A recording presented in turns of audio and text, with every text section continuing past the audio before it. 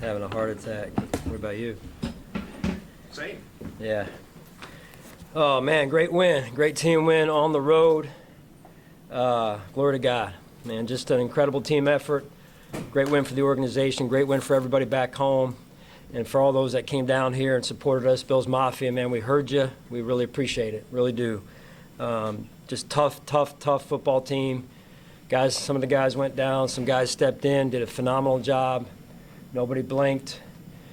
Kept our composure all the way through the game, which we knew it was going to be a challenge coming down here against a really good football team that's talented and well coached, and we saw it through. So guys stood firm, and they made the plays. We made the plays we needed to make, and it was a great way to end the game right there. So good to see, kind of Trey, right, and 2017 and what he's now doing for us, and then Cole, kind of the other end of the youth movement here. So phenomenal play. So time is yours. Sean, to that point, we've asked you to reflect on Tre'Davious' journey a lot this season, but just what did he mean to the team today with those pass breakups ahead of the last tip play too? Yeah, I mean, it's probably a better question for Trey in terms of his journey, but if you just follow his journey from the time we got him, well, if you go back a step or two, he was at the Rams, and you watch him from afar. Like, we're sitting in Buffalo, he goes from the Rams to Baltimore, and he ends up on, the season with them. We end up playing him, and then to get him back, and you just think about, when he came back, he still wasn't really Trey. Because he was working through 2 major injuries, and yet in Trey's fashion, there's nobody that works harder. And he's gotten himself back now to where he's playing really good football, and credit to him and the work that he's put in, and our medical team as well. Just overall, he's just as good as there is in terms of his determination, his heart, and his really resilient nature. You think about his journey back to this moment, and just a minute ago in there, he wanted no part of the conversation about himself. Does that surprise you? Yeah, no, not at all. You look back in 2017, and the word that we had gotten about him was,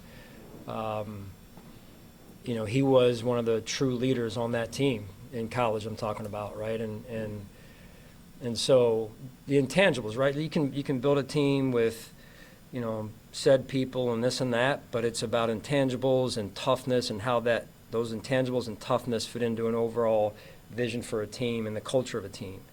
And there's, in my estimation, no substitute for toughness. Sean, along those lines, intangibles and toughness, I think those words probably describe your quarterback about as well as any two.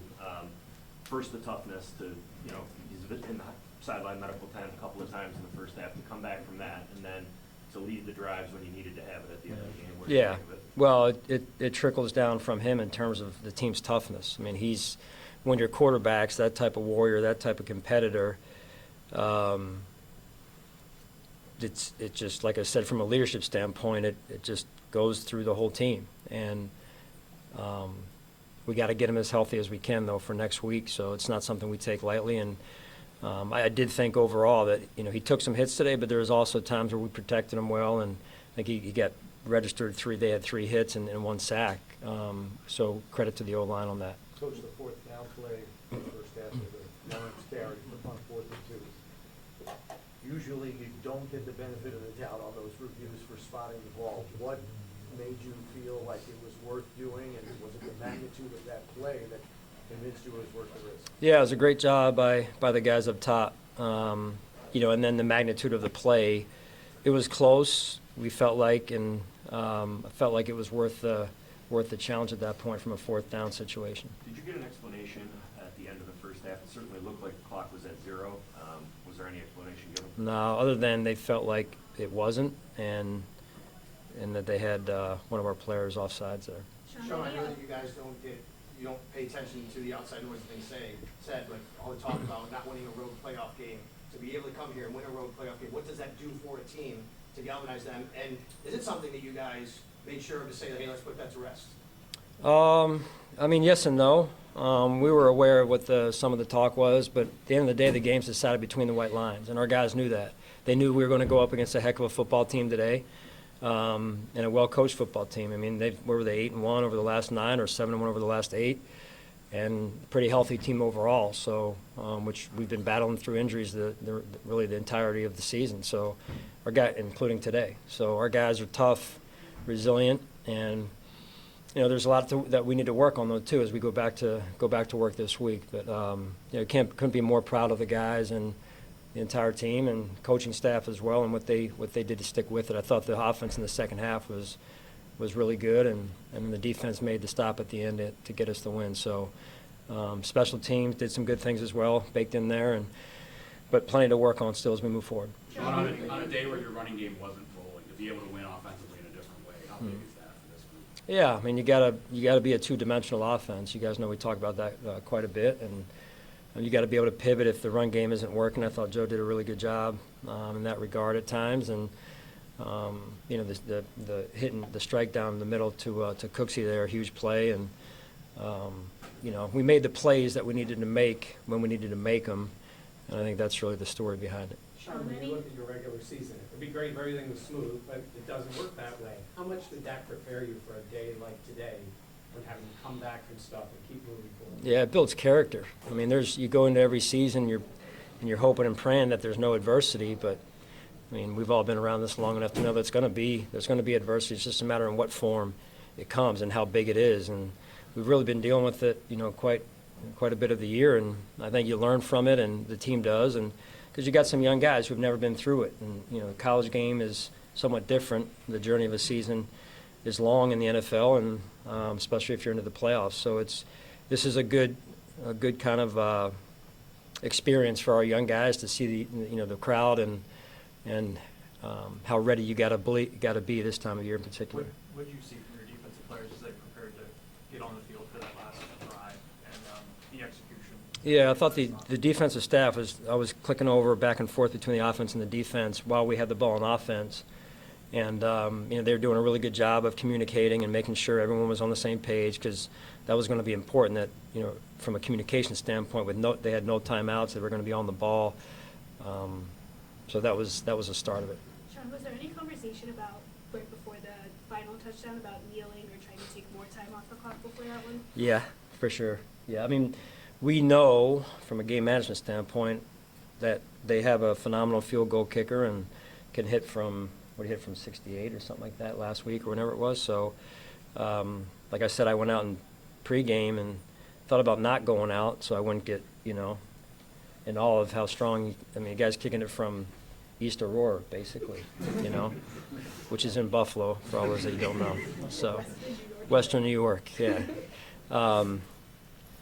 Anyway, yeah, we knew that it was going to be tight. We practiced those situations, though, when you only can really give up X amount of yards.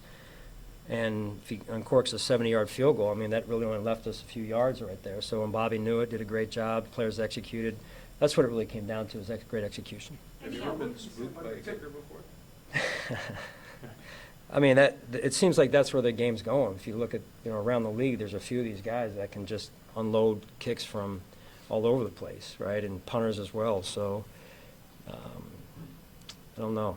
I don't know what they're eating or anything, but. Well, related, what was your thought on Matt Prater and heading into the game? Yeah. The decision to go with him and the whole thing. Yeah, you talk about resilient. Here's a guy that really couldn't finish the game last week. He has the week he has. The look in his eye was phenomenal. When your kicker's tough, that says a lot too. Your punter, Mitch had to take over Matt's kickoff duties, and there was no flinching there either. So Reed does a good job of from those. There's 3 veteran players right there that have been around a little bit, been around the block, but man, their toughness also rises to the surface. Was that the plan going into the game with Mitch handling kickoffs, or did something happen pregame to that? No, that was the plan. Yeah. The scene at Josh's locker is kind of consistent over the last month or two. He's taken a lot of punishment. Did again today. How's he doing this? What was the scene? What was the scene? He's kind of sitting there, kind of looking like he'd just been in the battle.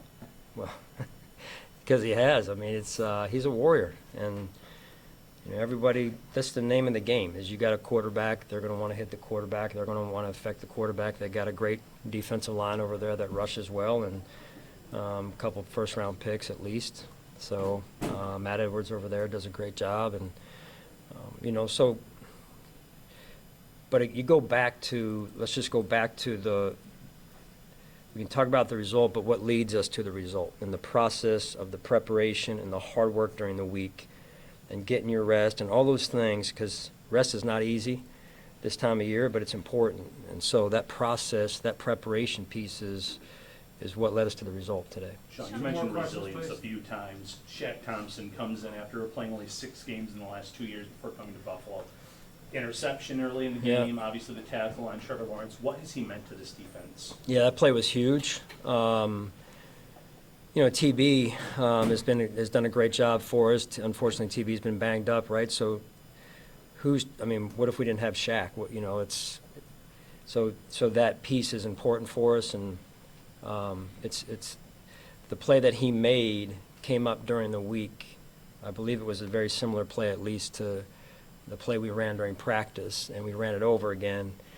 And it showed up today, at least in some form or structure, and he picked it off, which is, again, you go back to practice and the preparation, and I know that sounds like coach speak, but there's value to practice and doing things the right way during the week. What were you going through in that last minute, because you've been in that situation so many times? What was going through your head after he scores? You got a 1 minute to protect it, Sean.